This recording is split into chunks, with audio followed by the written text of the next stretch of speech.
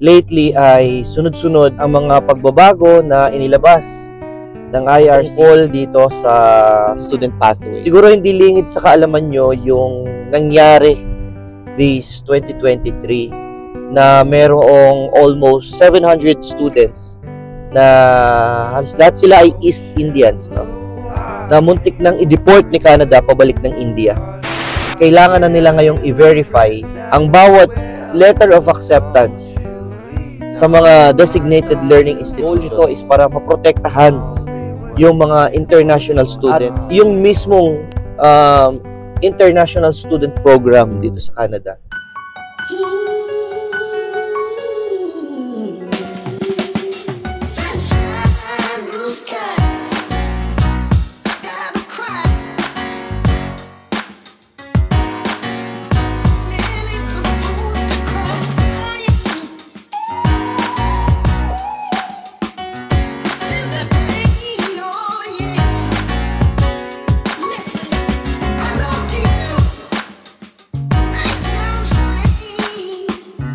Nag-i-snow na naman pala. Snowy na naman. Pero wet yung snow. Pagpapatak niya, lusaw. Nakita mo nga, kuya. Eh kasi paano, ang temperature naman ngayon is +1. Mainit. +1. Alam nyo ba sa Christmas may possibility na hindi white Christmas? Kung sakaling hindi white Christmas ngayon, first time namin yun. Kasi unang 2 taon namin dito, talaga yung Christmas, sobrang lamig. Extreme pa nga no? Extreme cold temperature talaga yung dinanas namin. Dahil na-curious ako, ginugol ko talaga. Sabi ko, normal bang December na or mag-Christmas sa Calgary ng walang snow? Akala ko kasi very unusual yun. Kasi nga, unang 2 taon namin, talagang sobrang kapal ng snow pag December, kasi nga November pa lang, maaga pa lang sa November, maano na talaga, bumabagsak na ng matindi. Yun, nalaman ko sa Google na hindi naman pala talaga 100% yung white Christmas. Kumbaga in the last 50 years nga parang parang nasa 60+% lang yung white Christmas. Time now is 3:49. Binabalang namin yung mga bag ng mga bata galing school at pupuntahan kami diretso. Meron kasi kaming task ngayon. Nautusan kami ni boss. Pipick up na naman tayo ng puto. Parang nangyari na to. Pipick up na naman kami ng puto sa malayong lugar. At kasi ngayon ay Christmas party ni Joyce doon sa trabaho nila. Kaya yun, potluck sila. So yun yung dadalhin niya. Grabe, ang sama talaga ng panahon, Kwentuhan muna tayo ng konti. So remember doon sa last vlog na in-upload ko, nabanggit ko doon sa inyo yung bagong proof of funds, na kailangang i-present ngayon ng international student kung kayo ay mag-a-apply for study permit this coming January 2024.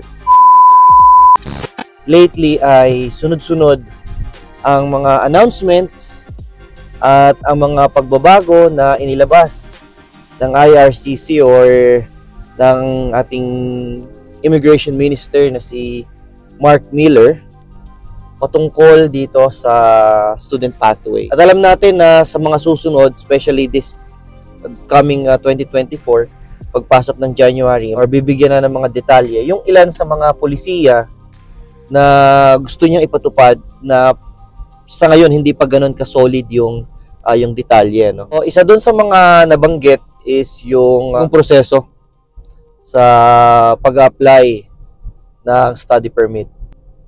So dati, kung ikaw ay mag-international student, una ang kailangan mong gawin ay makipag-ugnayan sa school or sa college, sa isang designated learning institution. Of course, it's your part para alamin kung ang school na gusto nyong pasukan ay isang designated learning institution. Kasi guys, If it's a private school, hindi ko sinasuggest na gawin niyo yan or pumasok kayo sa ganun.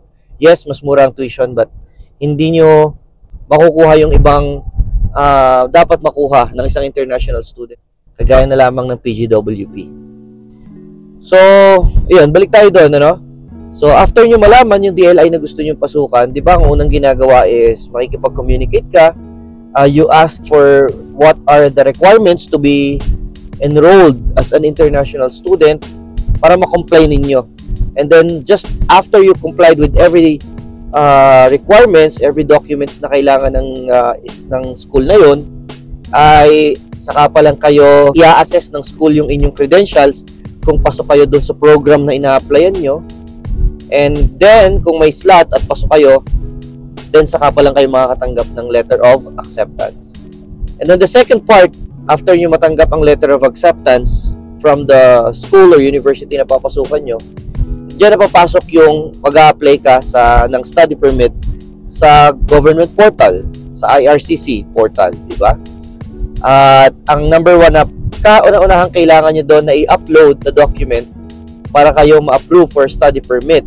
Of course, among the many requirements, ang kauna-unahan is ang letter of acceptance na galing sa college na in-applyan ninyo. So kung isa kayo sa mga nagbabalak na mag-international student at medyo matagal-tagal na rin kayong nakasubaybay tungkol sa website, no, ng IRCC, sa mga Facebook groups, sa mga buhay ng international students dito sa Canada, siguro hindi lingid sa kaalaman nyo yung nangyari this 2023 na merong almost 700 students na halos lahat sila ay East Indians, no, na muntik nang i-deport ni Canada pabalik ng India.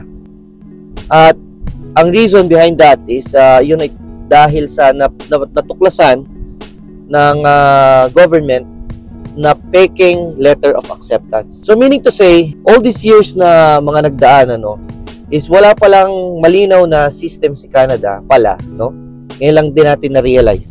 Wala palang malinaw na sistema si Canada para ma-detect or ma-scrutinize kung ang letter of acceptance ba na ipinresent ni international student applicant ay tunay o hindi pineke. Kaya tungkol dyan yung isang palisiya na gusto nilang gawin ngayon.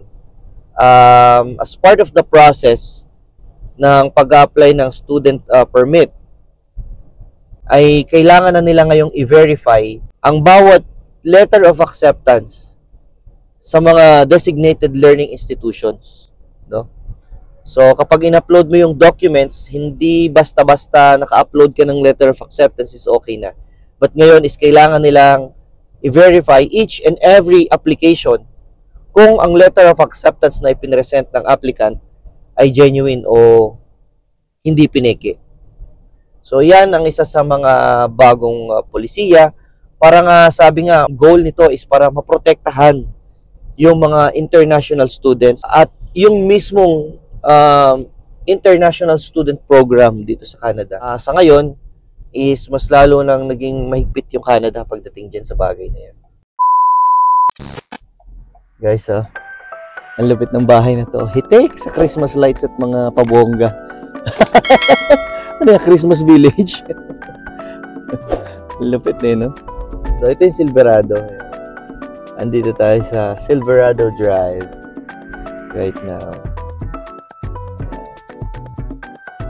At ang gaganda, no, ng mga bahay natin na maliitan mo para makita mo. Ayan. Ito yung playground. Lapit lang sa bahay ng katrabaho ko. Diba? Gaganda. Pupormo ng mga bahay na yun. Karoon lang ako isang ganyan. Masaya na ako. Ang laki niyan. Ang laki ng mga bahay na yan. Parang 3 level yan eh. Yun, no? Kasi nung last time talaga, nung pumunta ako dito nung Sunday, hindi ko naabutan yung mga owners, yung mga business owners. Kaya ngayon, ayan, ito na. Meron na naman tayong order. Ayan. Po natin ang sariling atin. Yun. Ano nga pangalan nun sa yung ano niya? 3K. Yun. 3K Food Delights. Ayan. Tingnan nyo. Oh. Ayan. Oh. Presentation pa lang. Oh. So, ayan. Tutuloy na kami. Oo. At may party daw yung isa. Bye-bye. Oo. Oh, sa linggo wala ako. Linggo, Lunes. 3 days. Mag-ikot-ikot lang. Lake Louise. Tsaka ano. Yun, oh. Diyan. Say puto. Puto. At Gawin niyo po i-stick ng isang puto. yun. At dahil tayo ay loyal customer, meron tayong freebies ngayon. Di ba? Ayan, oh. Thank you. 3K Food Delights. Ayan. Yun. At nakuha na nga natin itong puto. Ang ngayon naman ay idadrop lang natin to sa work ni Mami. Tapos ibababa ko na yung bata kasi naiinip na. Gusto na lang magstay sa bahay. So ako na lang mag-isa yung maggaga sa Costco. In relation pa rin nga doon sa bagong polisiya na yon nga pala, no? Meron pa silang gagawin na isa pa. Or meron pa silang gustong ipatupad na isa. Yun yung ang mga designated learning institutions or yung mga school na to ay parang i-rate ng government. Di ba? So, para silang bibigyan ng grade, kumbaga. At kung sino yung pinaka nakaka-comply at nakakapagbigay ng magandang services for the international students ay mabibigyan ng mas mataas na rating ng government. Ano naman ang makukuha nila if, let's say, ma-recognize sila as mataas yung rating, diba? By the government. So, actually, mas magbe-benefit ay yung mga international student na papasok dito sa mga learning institutions na ito. Kasi sila yung mabibigyan ng privilege na mas mabilis ma-process yung kanilang study permit applications because dito sila nag-a-apply nga sa mga designated learning institutions na maganda ang rating. Ibig sabihin, subok na maganda yung services at yung quality ng services na ibinibigay nila para sa mga international students. Kasi yun nga, in-emphasize ni Mark Miller ng Immigration Minister na kailangan maprotektahan yung mga international students. And one way or one of the ways kung paano is syempre yung masigurado ng school na hindi sila mabi-victimize, meron silang tutuluyan na accommodation pagdating ng Canada. Kasi nga, ang isang nangyayari ngayon na hindi maganda dito ay yung international student dadating sa Canada tapos mag-aaral sa mga cities na crowded, sobrang taas ng cost of living, and then wala silang matuluyan na bahay or maupahan, or minsan meron silang matutuluyan, kakagatin na nila kahit na medyo overpriced yung ibibigay na rent. Yun ang nangyayari na hindi maganda. Nabibiktima ng mga unscrupulous landlords.